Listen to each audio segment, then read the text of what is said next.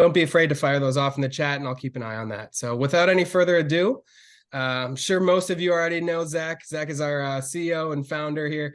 We're super excited to have him join us for the second class now. He's joined us on. And so without any further ado, Zach, take it away for us. Matt, thanks so much for hosting as always. How's my volume? Perfect. Awesome. Yeah, so today we're super excited. I'll kind of jump right into it. Today we're going to be talking about what we're calling DIY mapping. And really what that means is we want to try and take some time to kind of go deep into teaching anyone that's interested how to find and use tools that are free, that aren't necessarily part of Trout Routes, but things that you can do on your own to enhance your ability to explore and map out trout fishing opportunities or just general outdoor opportunities.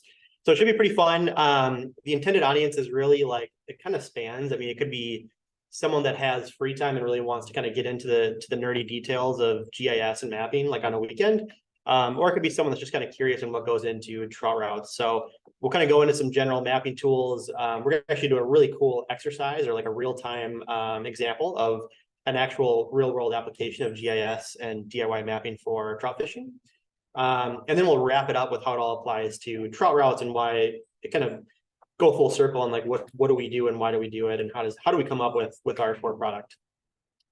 So I got some slides. Let's kind of go from there. Let's see. Matt, I assume you guys can see this, right? Yep, we can. How about now? Cool. This will be recorded, I believe, so you'll see it on YouTube and stuff.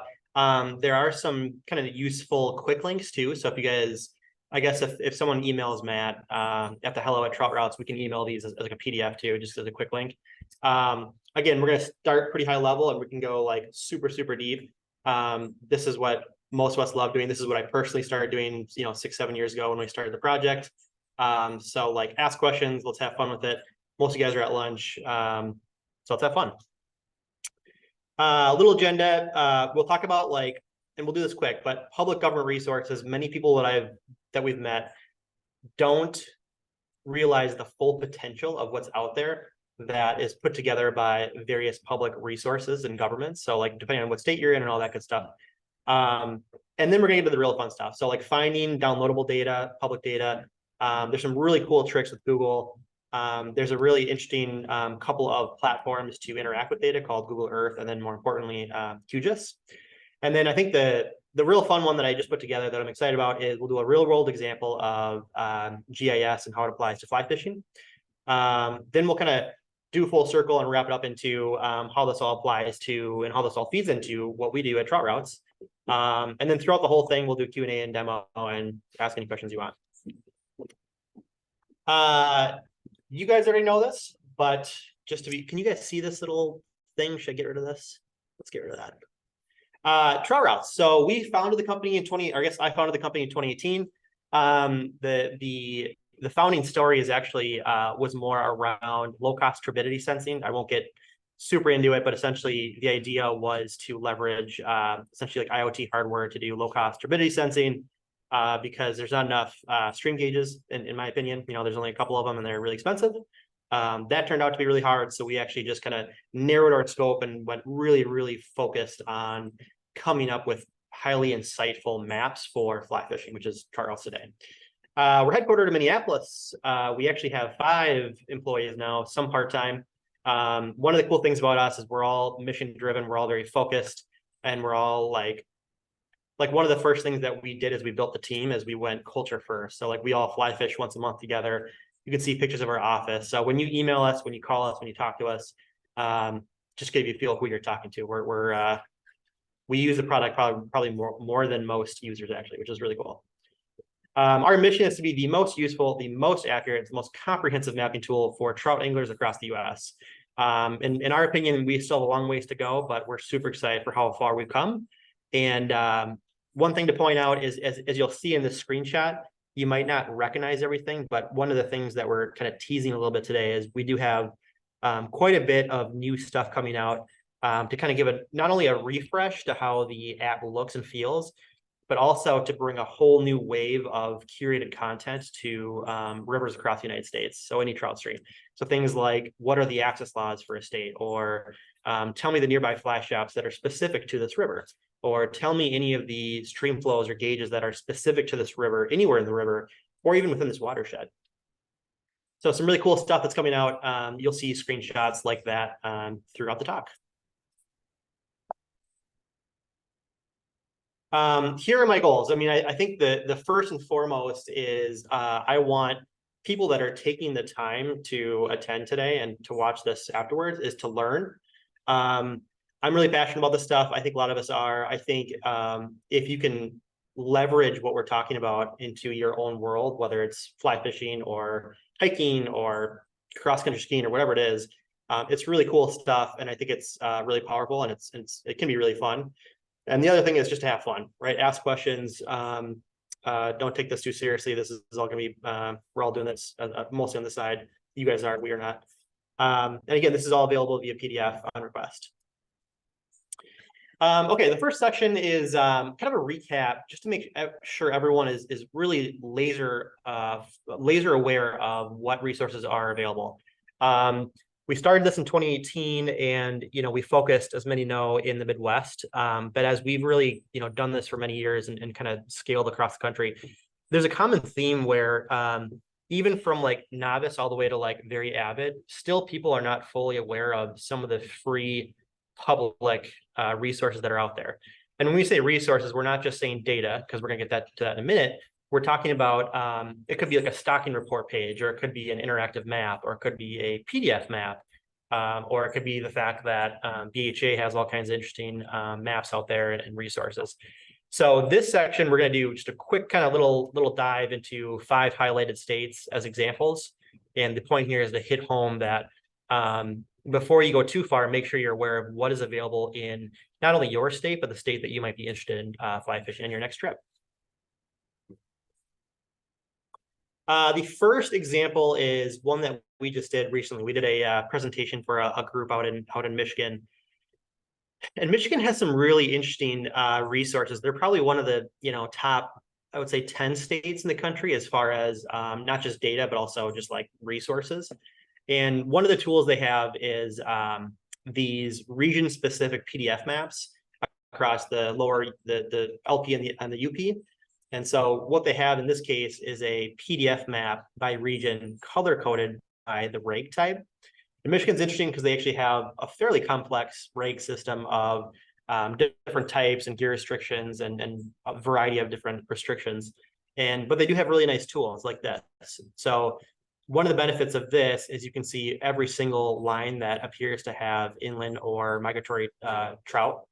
And there are always going to be drawbacks to all these free resources, and that's part of why we do what we do is to take all this data that you can find across the entire country, and it's usually thousands of data sets, and bring them all into something more useful. But in this case, you do have all the trout streams. You don't really have a lot of insights on, like, obviously public land or public access. It's not really interactive, and you can't search it. So there's definitely some limitations, but in the case of Michigan, there's actually like 4 other really useful tools. 2 of them are actually interactive, meaning you can like type in and search and pan around and zoom in. But they're fairly fragmented in that you might want public access in one use case, or you might just want to know like where the trout streams are in one case, and they might be completely different tools. And this is just for Michigan. For this particular tool, there's actually 28 different regions. So you kind of have to have a good feel for like what particular area you're trying to go to. And I think in this case, I believe it might be Grand Rapids, if I recall. I don't know specifically, but good tool. Again, if you're in Michigan, there's a lot of other useful tools. New York's another really cool one. New York I would say, again, top 10 in terms of resources that are available. Link is here if you want to copy it or click it, but you can just kind of Google search it. But in the case of New York, they have some really nice maps that are based on, again, regulation types. And so they not only have sections of trout streams by reg, but they also have really interesting access point information. So like in this case, bottom left, you'll see like campgrounds and day use areas. You can kind of click on them and see some information. in the top right, it's called the DEC info locator is this tool. You can click on a river and see a lot of information from regs to what type of management category and, even some stocking information. Anytime you have any one of these tools, even one of our tools, you always have to take everything with a grain of salt, but like it's pretty darn good and it's pretty comprehensive. One of the downsides of the New York maps is that number one, the total extent of a trout stream is not visible. So they only have, like in this bottom left, you can only see sections of rivers where there's regs, but you don't actually see the full extent. So if you're truly trying to get a feel for a full extent of a river that has trout, then this isn't going to be completely complete. And that's kind of where someone like us comes in because we actually do the full extent. And the second thing is in a different discussion, we've kind of gone deep into New York to showcase that in the upper right here, you see really good easement information, meaning sections of rivers on either side of the bank that have designated fishing easement or corridors. Very interesting, right? It's one of the top access opportunities for fly fishing in the United States, in various states. But in the case of this particular tool, there actually is still quite a bit of missing public access opportunities. Things like local parks, county or municipality parks, even national parks and national forests. And so again, a lot of really good information out there. In this case, there is still quite a bit of kind of missing, important and relevant missing information. Colorado, whole different beast. Honestly, like Colorado, when we launched Colorado in 2020, it was definitely one of the hardest states that we've ever done. Primarily because the underlying data that feeds into what we consider relevant and interesting information for fly fishing is extremely fragmented in the state of Colorado. Typically, a lot of the useful information is actually buried below the state level, and it's actually either in county or municipality boundaries. And so if you're interested in looking more into fishing opportunities in Colorado outside of Trout Routes, it's a bear. So anyway, in this case, we're showing one of the free resources, which is really nice, is in some of the select rivers in Colorado, select meaning top, I don't know if it's the top, but it's probably one of 20 rivers they have sectioned out, and they have sections labeled as far as, and descriptions for the regulations. So like, this is the famous section of the South Platte. I don't know if you can see my mouse here. I'll do a laser pointer. This section D here is actually a famous section called the Dream Stream Mile, or the Dream, can't remember, Dream section. And it's actually a very specific type of reg. It's reg D here. So again, very good information. Again, one of the missing pieces of information is specific insight on where to publicly access it. And that's when you want to layer in a ton of public access information. Great tool. They actually also have an app, the CPW app. I don't know if it's still out there, but it was, and it's clunky, but it does have some information. So yeah. Minnesota, where we're from, again, I would say happens to be one of the top 10 in terms of public resources. In the state of Minnesota, we've had these things called like region PDFs. And to me, because I'm from here, that's like the brand of trout fishing in Minnesota, because pretty much everyone in Minnesota has memorized kind of not only the color code, but just the style of these PDF maps. So a couple things that we really like in here in Minnesota about these. Number one is they are color coded by reg type. Number two is they have gray outlines for sections that are on easements, which might sound familiar because that's one of the inspirations for our whole mapping schema. So in here you can see this is a pretty famous creek where you can, if you squint your eyes, which is one of the problems of these PDF maps, you can kind of see there's a gray section here, a gray section most of this section here, and those are all sections of publicly accessible trout streams on an easement. So very interesting. It's not interactive. It is missing some public lands, et cetera, but it's still great. In 2022, they launched a interactive version of this, which is to the right. And in this case, they have a purple outline for where the easements are, as well as kind of this little mini corridor, which is interesting.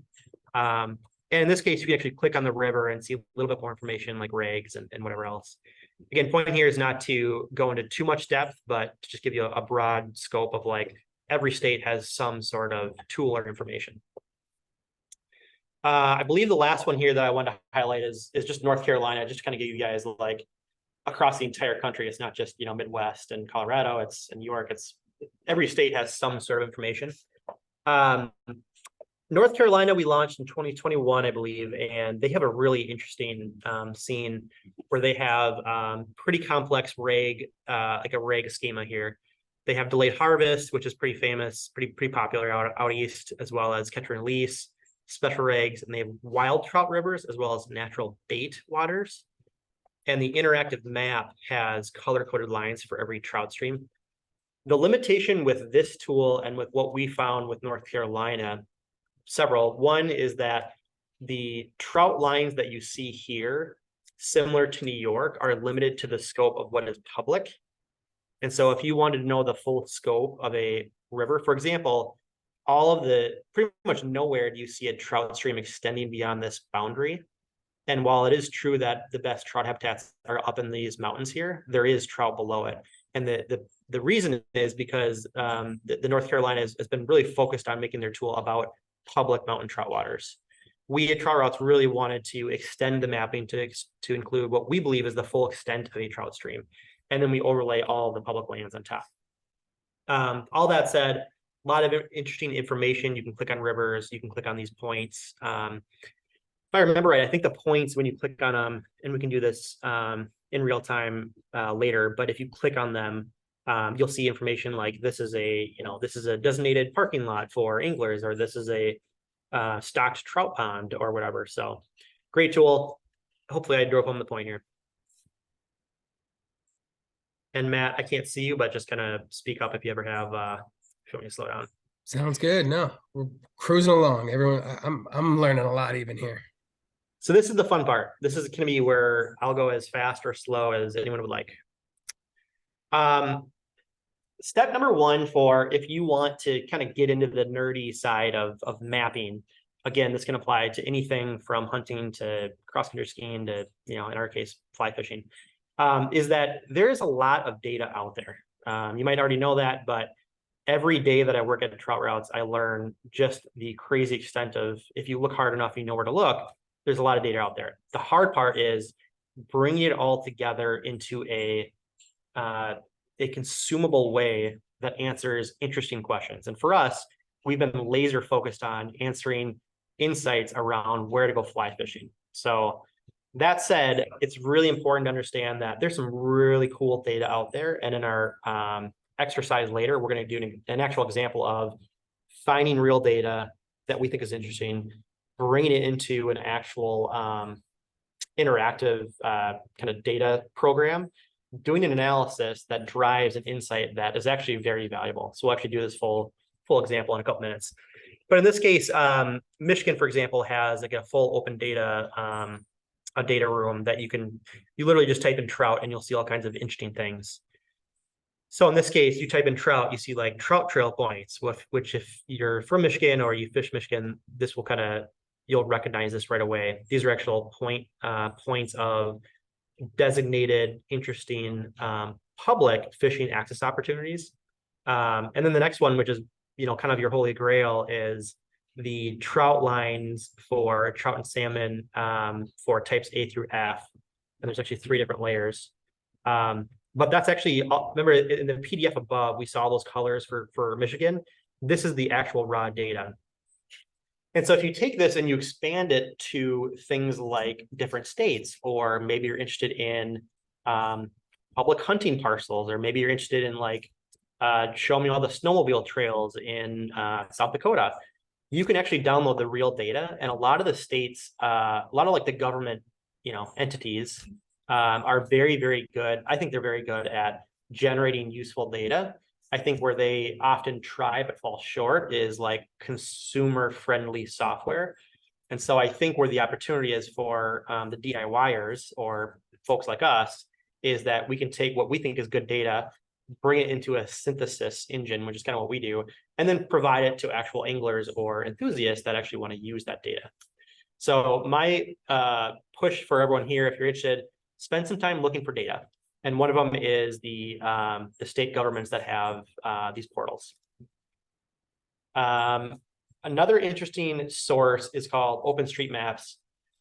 So OpenStreetMaps is like, think of it, if you haven't heard of it, it's basically like an open source version of Google Maps. So it's like Google Maps, but there are ways of actually downloading the raw data, which is very powerful. It's also very dangerous. Like there's a lot of, let's be blunt, there's kind of a lot of like sketchiness in OpenStreetMaps because it's actually generally data that is driven by public information or public input. So it's kind of like Wikipedia for GIS mapping. And so you can download it and it can be very powerful, but you have to take it very carefully and with a grain of salt, because a lot of times you'll download data and it looks great, but it might have some errors in it, or it might have inconsistencies in it. But it is a very powerful source. And I'll show you an example in a minute of where that can be very interesting. NHD, if you're not familiar, actually, no, I had a point here. OpenStreetMaps, why is it important? So here is an example where if you so chose, you can actually download, for an example, every navigable road in the entire country if you wanted to. In this example, this crazy orange spider web, this is actually every navigable road in the city extent of Detroit. And again, you'd probably say, what in the world did I just spend my lunch listening to? This gets really interesting in a minute when you start overlapping this data with the other data like trout lines, right? So then all of a sudden you have roads and trout lines, you can start doing cool intersects, and it gets really interesting. So OpenStreetMaps is a really good source for sketchy data, we'll call it. NHD is National Hydrology Data Set, and it's a huge, and it's a massive suite of services and data and whatever else. But in this context, what we think is interesting, among many other things, is the flow line data from NHD, where they actually provide every flow line in the entire country, and they typically block it off by regions. But in this case, what you can do is download, for example, there's like a 3-state region in the Northeast. So it's like New York, parts of Pennsylvania, a couple other states. But the point is, you can see, like, I believe there's about 1 million lines. So any drain, any river, it gets really, really intense. And the interesting thing is, if you overlap this with that last data set, meaning roads, all of a sudden you can have any bridge essentially of any river. So it's not quite, trout bridges, but it is any bridge for rivers, which is interesting. So NHD is very great. They also have data for for lakes and for all kinds of other stuff. Personal data. A lot of people, most people that we talk to, and especially myself, use Google Maps for like pins. It's like the easiest thing to kind of do research on, like restaurants and even fly shops, actually, and you can create pins. Most people I talk to don't realize that that data that you can create, you can actually download, and it's yours to own. And you can download it actually at this link. It's called Takeout. So you do takeout.google.com, and then you can actually download it. And in a minute, we'll talk about, once you get this data, whether it's the public data, OpenStreetMaps, NHD, or your personal, there are tools that we'll go through of what you can actually do with that. So ways to interact with that data. And then the last one that's probably pretty darn interesting, probably gets to be the most powerful, is you can start creating your own custom data. So in this example, in Google Maps, particularly if you have like a desktop computer, you can create custom maps. And if you don't know, or if you haven't done this, the way that you do it is you go into your saved window and you go over to the maps, and you can create a new map. So in this case, I actually created a custom map for a long time ago when I was researching California, called California Top Streams. And it's something that I curated from scratch. And I made it and I imported it into Google. And you can also like hand draw your own lines here. So in this case, you can just like hand draw a line. But where it gets really cool is, if you do this in Google Maps, you can actually overlay your own custom maps, including your own custom data or data you downloaded, and have that overlaid while you're driving or while you're using the app in your car. which gets very interesting because all of a sudden it's essentially kind of like Trout Routes for Google Maps. And so in this case, we hand curated the top rivers in California. We as in me a couple years ago, color coded them with our own class system. So I do my best guess at kind of assessing how good of a river it is in the 4 classes that we have. With gold here being kind of the best and green being really good. And then I overlaid that with my Google Maps app. And now all of a sudden, maybe, for example, you're driving from, maybe you flew into San Fran, you have family up in Redding, and you have to drive there, but you have 4 hours. You might want to stop along the way to any of the major rivers that you're crossing. And using this technique, you can overlay curated personal content that you created into Google Maps and actually interact with it along the way, much similar to Trout Routes. So here you can see when you click on one of these lines, it tells you the river, Yuba. Anyone that's been out there knows what this is. And it actually gives you all of the any sort of attributes that you had. So in our case, we had, is it a tailwater? Is it, the CFS ratings? A lot of cool stuff. So, there's some limitations here. Like you can't have, like in our case, we have every trout stream in the country, and it's like a very large file. And so you can just like import that into Google Maps, but you can do, as you can see, like 50 rivers at a time, or maybe you want to import all the boundaries for the national parks in the country. Things like that are very interesting. And again, everything we're talking about here is free and just takes a lot of time.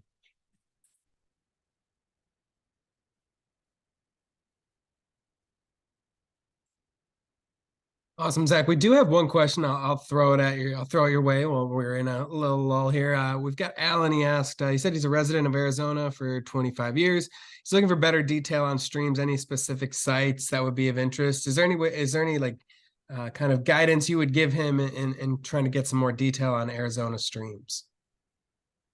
Probably not in real time here, but maybe I can take that offline and just send him a couple links, or him a couple links of.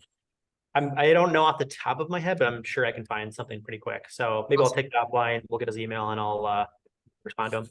Let's do it. Okay, so there are 2 different options generally. I mean, there's actually quite a few, but in our world at Trout Routes, we usually use 2 different tools to do data interaction. The first is QGIS. So it's QGIS, QGIS, however you want to say it. It is a free tool. And it's like, if you know what like Microsoft Word is, it's a program on your computer that is used to view and to do analysis for GIS data. So all the data that we just talked about, downloading public data for trout lines, downloading OpenStreetMap road lines, all that is considered GIS data. And you can download that. And with this tool, it's very powerful, also very buggy. You can bring that data in and do some very cool things with it. And so that's going to be what we're going to talk about. Before we do, the second option, which is more user-friendly but less powerful, is Google Earth. Google Earth it used to be a program that you could download, but in this case, I think nowadays it's just a website. But it's a tool that is 3D Earth, which is by itself very cool. And you can import data and view it and do stuff with it. So in this case, a long time ago, we had started our efforts to map out every fly shop in the country, which we're now, what we think is we're done now. And so in this case, we have a pin for every fly shop that we hand mapped. And so it's actually kind of a cool map of like every fly shop, and you can kind of see the density out east and whatever. But the point is you can actually import all this. You can actually, tap on all these pins and move them around and do all kinds of cool stuff. So that's probably the most user-friendly one. So if you're going to download all of your personal pins from Google Maps, this would be a great tool. But for the rest of this talk, we're going to go deep into QGIS. I actually call it QGIS, but so if there's not any more questions, let's get really into it now. So we're going to do a GIS example, excuse me, of trying to come up with a way to use GIS analysis to systematically uncover what we believe are unique fishing opportunities. Okay, so in this example, there are two images to the right. Both these places I know pretty well. But had you not known these, like most people on these call, is there a way to use like GIS to help you know where these are before you try to find it for the 5 years it would take to find these? And I'm going to show you about 20 minutes a way to come up with a really cool answer. And I think the main like DNA of Trout Routes is not to remove the practice of exploration, but to enhance it, right? So I spent my first 6 years in fly fishing, and most of my exploration was driving around towns and farms. And it was not the most efficient use of my exploration time. And if you can use a tool or a process like we're going to go through, you can still do your exploration, but it can start on the water, which is like life-changing. Because now we're not telling you where the holes are. We're telling you where to park your car and where to get started. Now all of a sudden you have 4 hours to hike upstream, to hike downstream, to uncover rocks and do all kinds of stuff. So what we're going to do is a full end-to-end example of a process that's going to uncover the exact points of where these two images are, as well as 1,448 other points like these. And to me personally, like road bridge, like most of us, when we cross a river and we are on a bridge, even if there's kids in the car, which for me is all the time, we always pull over or we always slow down or we always stop and we then look over the bridge. Like that's just who we are. And I think the cool part about hiking trail bridges is that they're even more unique. They're even more intimate. They're even more, they're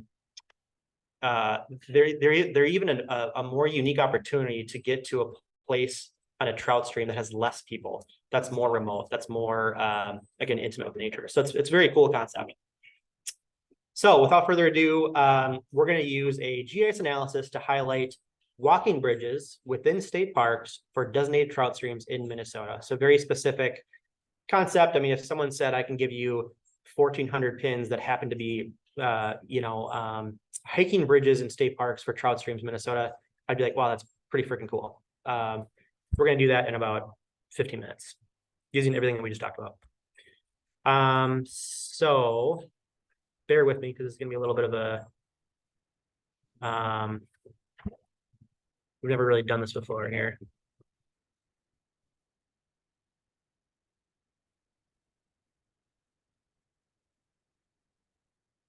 Matt, can you still see my screen? Yes. Okay.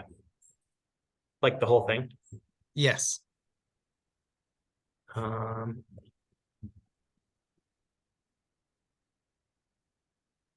You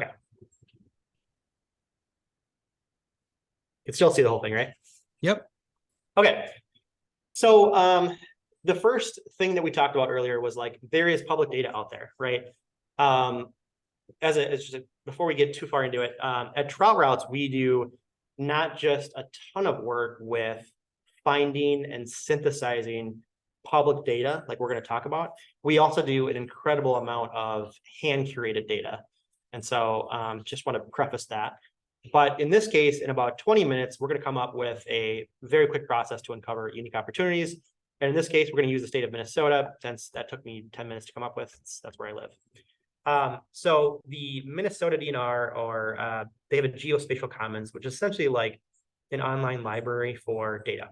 And first thing I'm gonna do is I'm just gonna type in trout. Very, very simple. And that immediately did not work. And that's the problem with doing this in real time. But we can still figure this out. So I'm doing this intentionally live because I want you guys to realize how you can do this on your own. I couldn't find it just now, so all I did was type in literally trout Minnesota data, and boom, here it is. The state of Minnesota is great. They actually put together what they believe is their designated trout lines, and they update it every year or two. You want to download a shapefile, so we're going to download that. And just like that, we have line data for every trout stream in Minnesota. The next thing we're going to do is just type in like Minnesota State Park hiking trail data. I bet it'll come up. first result is right here. And this says division of parks and trails, same thing, shapefile. So we just downloaded all the, what I think are all the parks and trails for Minnesota as trout streams and trout streams. And now here is QGIS, right? So this is a blank slate. We can go to our download file. And I had downloaded these before. So here's your trout lines. Here's your state park trails.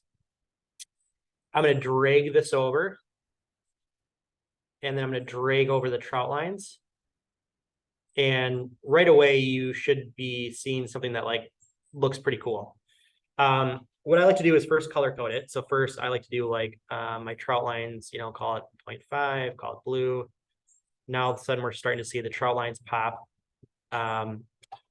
For state park trails is kind of interesting because they have like long trail lines that actually might even be snowmobile trails, but more importantly, they have very detailed trail lines for actual state parks.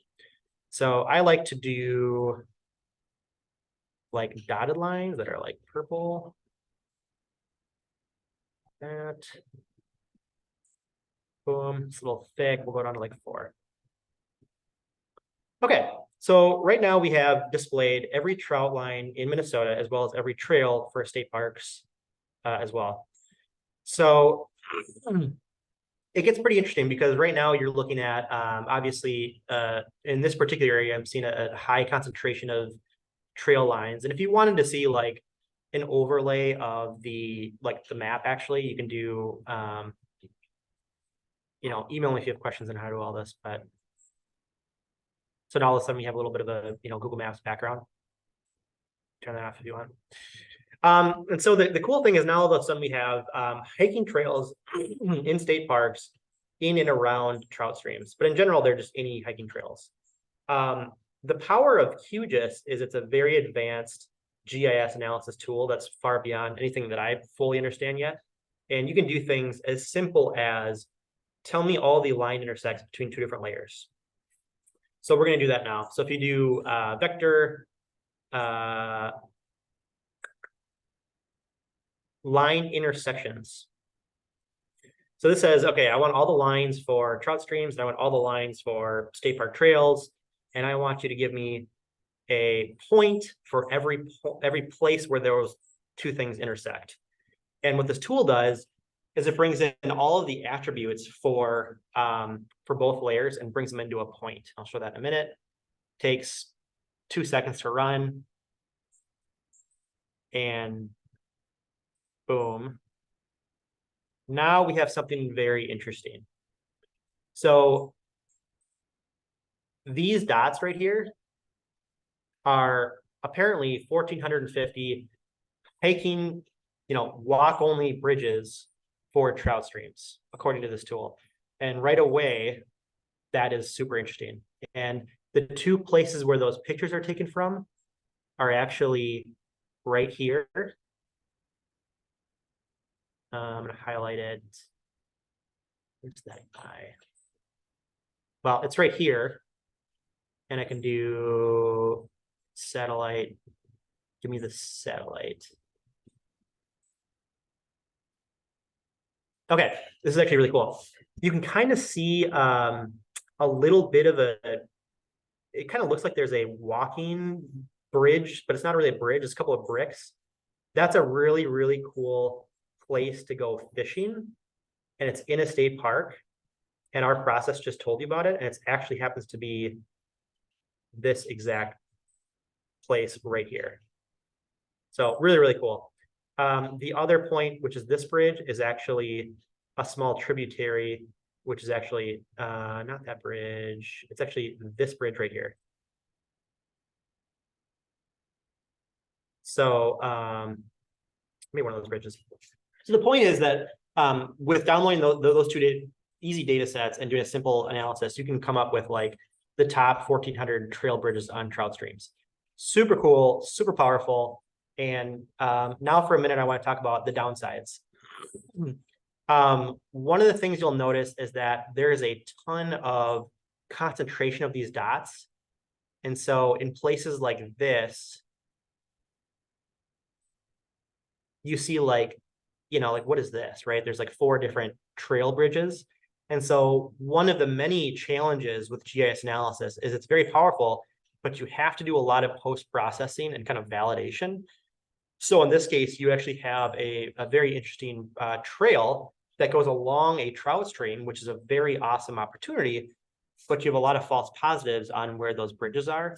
And so you have to come up with very unique ways that we've done over many years to kind of clean up your data and to kind of process it more accordingly. The second limitation is, as you can see, this whole thing was very cool, but we only were able to detect trail bridges for state parks in Minnesota.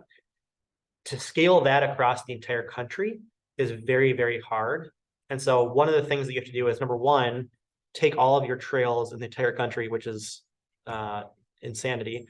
But number two is you have to know enough about the activity you care about, which is fly fishing, to know when do you have to curate things. So for example, in the early days, there were trails within very premier waters in this example in Colorado, where we knew that there was like a really, really important trail that we couldn't find data for. And so we had to hand draw, like, I'm not going to go through that example. We had to hand draw trails where we knew they were important for anglers.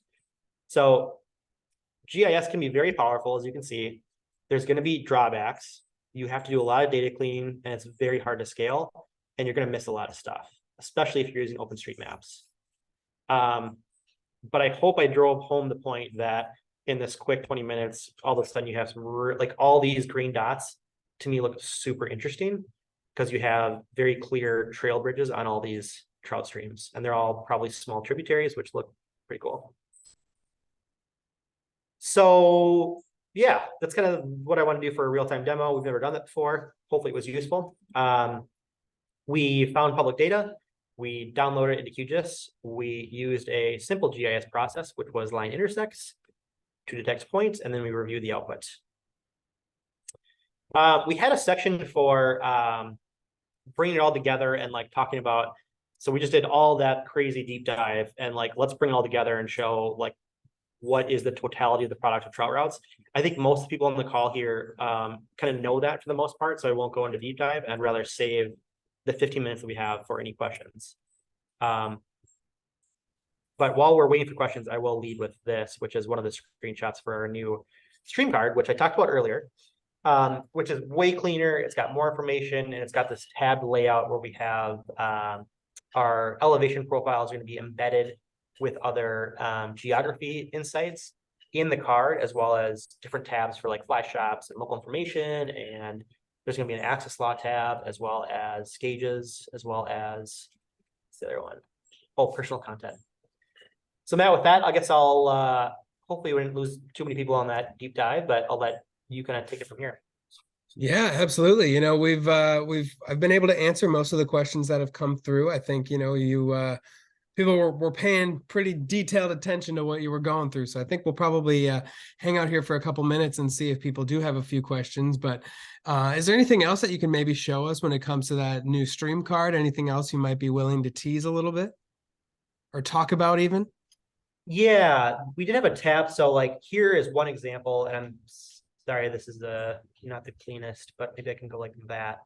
So in this slide, we're basically talking about the importance of stream flows. So most people know in trout fishing, you got to be really careful about the stream flows. So in different cases, you might want it when it's high for streamers. You might want it when it's low for various cases. There's snow melts. But what I want to point out to your question is on the left side, we've updated screenshots here to kind of show you a sneak peek of when you click on a river. It'd be really nice to have a list of all of the river gauges specific to that river. And then we also realize that sometimes you click on a river and that one doesn't have a gauge, but in that watershed or in that region, there might be a gauge that you typically go to for like a proxy. And so we have a new tab now where we're showing every gauge on the river and in the watershed, as well as the current flows, as well as quick buttons for the full graphs or even the USGS website. So just things like that are going to be really, really helpful, I think. And then the other things were a general sneak peek on what's ahead. Stream cards we talked about. We're doing a huge improvement on Android and web. We're kind of just starting, so it's been a huge focus on the stream card project, but Android and web app are going to get a huge update in the next couple of months. We're doing a big update on private content tools. So many of you probably know you can make like markers and lines and polygons. We think there's a lot more we can do to make that an easy and like fun process. So we're going to make improvements on that. And then I would say the biggest one is we're going to be expanding to start covering more intentionally migratory fishing. So one common example that I think of in the Midwest is eastern Wisconsin has quite a few rivers that don't have inland trout, that don't live there all year, but they're very incredible fisheries for about a month during the migratory months of, about October. So we're going to start intentionally covering those migratory rivers. It's going to be really popular out in New York, West Coast, Pennsylvania, Ohio, etc. Awesome. Well, we had a couple questions come in here. I'll throw the first one your way. Greg asked, with the new stream card, have you made the save buttons and important features larger font or bolded? He said he's found them difficult to find at times in the past. He's probably referring to, yeah, I mean, I in general, I totally agree. I think it's a really tough balance because we're trying to pack so much stuff into these cards, and like we want you to have all the information, but we also recognize that like they can get really noisy. So like one example where we've made it a little bit cleaner is in the past stream card, there was a section that was pretty big for stream classes. And so every time you clicked on a river, it was like, here is what we rate the river, and here's the full description of it. Now it's this little badge up here, just a little bit cleaner. That was a nice idea from our head software developer. And then in other cases, I think we're just organizing it a little better. And so you can kind of see like, rather than cramming everything into one page, we have these tabs. And so I'm hoping that that's a little bit easier. But in general, I totally appreciate the comment. I totally agree. And it's going to be an ongoing improvement. Yeah, awesome. And I think to add to that, so with this stream card, we haven't revamped the creating points or anything like that yet. I think that's kind of down the road. Again, we're looking at some of that. We updated some of those icons last year. And so I think approaching where some of those save buttons and things like that, that'll definitely come at that time, Greg, for sure. So awesome. Next one came in from Jose. He said, based on what was described, I think he's referring to when you pulled up a lot of those points and there were some possible false positives, things like that, mentioning that that's why it's so critical for users to report any wrong data or waypoints to our team so that we can make corrections, correct? And that's absolutely right. I'll let you add on to that. Yeah, I totally agree. And that's, one of the things that we've been really trying to figure out is like, what is a good way to help our users help us make really awesome data? And we think we're great at data. I mean, there's always room for improvement. And so right now, what you can do is basically email us and describe something, which is it's really not good enough. What we're working on is a way for a streamlined feedback system where like you click on like a bridge, for example, or like a point. So like right here, you would just highlight it. Like in this case, hold on. Like let's say you click on one of these bridges, or you can tap and hold to create a marker. We want to create an easy way to just say report error here, or something, or report feedback. And so we're working on that. It's going to be another couple months. Totally agree on your point though. Awesome. Next one we had come in here. We'll take just a couple more, and we'll have to close up just a couple minutes early. But Stan said he noticed that on his desktop version, there is no distance tool for kind of boat ramp to boat ramp, things like that. But he does have it on his phone. Any update on when that tool might be coming to the desktop version? Yeah, so this line here is like right here, kind of us acknowledging that like we've been so focused on some of these advanced tools. Like there's a really cool river mile tool that we just launched 2 or 3 months ago. The stream card thing's taking forever, and it's like really, really cool. The problem is that with like 1 or 2 developers, we are now falling behind on the Android actually, as well as this desktop tool that he's referring to. And so once we finish stream card, we're going to kind of try to even ourselves out and get back to both Android and that web app, because they both need huge, they're both quite outdated. Android, not so bad, but that web app is like, needs a big refresh, and that's gonna be a huge focus for us in like Q1, Q2. Awesome. Awesome. Well, I think we're going to wrap it up there. Like I said, we need to kind of close things up a couple minutes early today. Zach, thank you so much for joining us. Everybody, thank you so much for spending your lunch hour with us and throwing those awesome questions our way. We're super excited for what we've got coming in the next few months and in the next year, and really excited to get everybody's feedback on that new stream card when that comes out. Any last closing words for you, Zach? I mean, no, thanks so much for taking the time. You guys are all busy. You're at lunch. I hope it was useful. If you found it either useful or not, send feedback to Matt, because he's the one driving this whole program. So make sure to thank him while you do it.